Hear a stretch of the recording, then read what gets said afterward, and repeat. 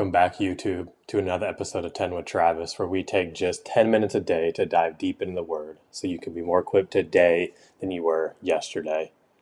On today's episode, we're going to be talking about how the Israelites had to really start trusting God, and we're going to be talking about the manna that they received in the wilderness. The last couple episodes, we talked about the 10 plagues of Egypt, how God used those to allow Pharaoh to eventually say, go ahead and go out in the wilderness, get away from here, and how that kind of spring started their journey as they go into their promised land. So as we're going to look into, going through that Exodus, and that's why the book is called Exodus, because that word means mass departure. So that is why the historical, writers used the book Exodus, because that's exactly what was going on. But we're going to look at how, from the surface, it may seem like a great thing. And if you were in there live time, you would maybe think that you thought it was a great thing of being able to leave Egypt. But we're going to touch on some things that I think we also go through in our own life about how when you go, you're coming out of a place that you've been, you're comfortable with, things like that. Even if it's not a good situation, it can sometimes be hard to work through some things to go and move into a new land. So we're going to talk about the challenges of how when they were in Egypt, they had their food, they had their shelter.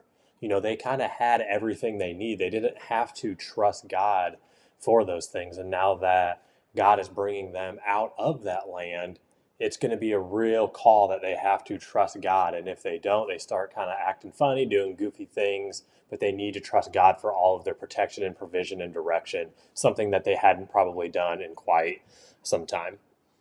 So their life kind of goes from being predictable as slaves to now being unpredictable as free. And again, I think we're going to be able to draw some parallels to our own life. And I hope as you listen to this, you can kind of think of things in your own life that as maybe you're going out of a season into a new season, that old season wasn't good for you, but it gave you some predictability. And this new season has changed and is unpredictable. And now you really need to trust God, and we can maybe learn something through the book of Exodus. So we see this in Exodus 16:3, and it says, "And the people of Israel said to them, what would we have died by the hand of the Lord in the land of Egypt, when we sat by meat pots and ate bread to the full? For you have brought us out into this wilderness to kill the whole assembly with hunger." So as I just talked about, and this is the verse that backs it up, they had meat pots, they had all the food they needed, and now they're in the wilderness hungry, and they're like, why would we ever leave our basic needs to come out here? But a lot of times, like I said, we're so focused on God just meeting our needs that he wants to bless us with big provision, which that's what the promised land was for. It was going to be eventually a land flowing with milk and honey and over in abundance and things like that. But we can't see that in the future. So we kind of want to revert to the past. And that's what they were doing as well. And then we see in chapter 16 here, it goes on in 4 and 5. It talks about God's instruction. It says, "Then the Lord said to Moses, Behold, I am about to rain bread from heaven for you, and the people shall go out and gather a day's portion every day, that I may test them, whether they will walk in my law or not. On the sixth day, when they prepare what they bring in, it will be twice as much as they gather daily." So this is where the trust comes in. They're not going to know if they have food the next day. They have to daily gather the food as God provides. So he says, I'm going to provide daily. On the sixth day, go ahead and get double portion, which we'll talk about is going to cover for the Sabbath on the seventh day. But he does talk about in that chapter, we won't kind of go into all the verses, but what he talks about is the reason he says daily is he instructs them that if you gather the manna and you try to keep it for the next day, it's going to be spoiled, it's going to be rotten, it's going to have worms in it. And a lot of the Israelites did that. They said, hey, let's collect all this food, let's save it for the next day. But then when they woke up, boom, it was nasty. Had worms, it was rotten, all that type of stuff wrong with the food. So he says, and again, we may think that's easy, like, oh, God did that and said that. But again, God tells us things in our own lives and directs us that we still don't trust him from day to day, right? They had to learn to trust him for 5 straight days, that I don't have anything at the end of the night. I can find more tomorrow. I can find more tomorrow. And again, a lot of us, when we plan with our budgets, with our income. We say, hey, we're good for this month, or we're good for 3 months. They literally had to only be good for one day, and they really had to put their trust in God. So what else would be hard is when he instructs them that there's not going to be anything on the seventh day. And then we see that in Exodus 16:26. 6 days you shall gather it, but on the seventh day, which is the Sabbath, there will be none. So for 5 straight days, you have to believe for it daily. Then on the sixth day, you have to gather twice as much. And now you have to believe that if it's kept overnight, it's not going to be rotten and spoiled, when 5 straight days behind you, it was rotten and spoiled.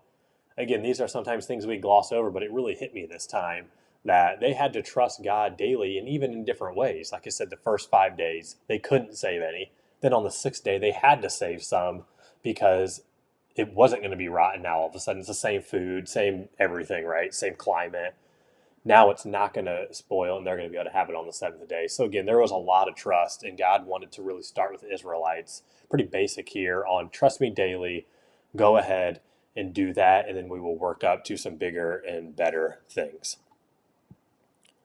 So we actually do see some of them, try to go out on the seventh day, and when they went out on the seventh day, there was nothing for them there. So again, there could be something for the first 5, and then 6 they gathered double. So again, that can just be really hard, for us to put ourselves in their shoes. But I do think it was a lot more difficult, and I think we do things like that in our own lives as well. So lastly, the Ten Commandments wasn't given to Moses until chapter 20. So here we see in 16, which is 4 chapters before, God setting up that principle of the Sabbath. So we're going to talk about the Sabbath, I think even maybe in next episode.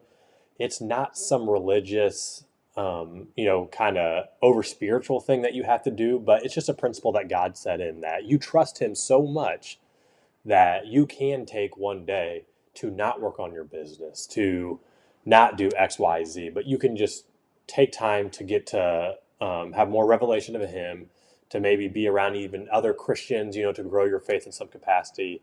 And like I said, quite simply, it's just that you're not going to work on that day because you trust him that he is the provision and not your human effort.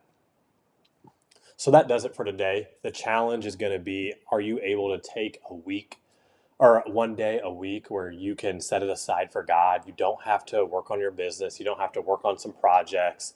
If you're in school, you don't need to study on that day. You should be able to get all your studying done in 6 days and trust God that on that seventh day, as he refreshes you, it allows you to remember every single thing that you have studied in the first 6 days. So take that challenge. And then the other slight challenge is going to be, are you able to see in your life ways that you need to trust God daily? Is there a specific thing that you're not trusting him in and it's causing you anxiety, but instead you need to trust him daily? Each and every day you need to trust that he is going to provide for you and that he will always take care of you. So that does it today. I appreciate you watching, and we will see you next time on 10 with Travis.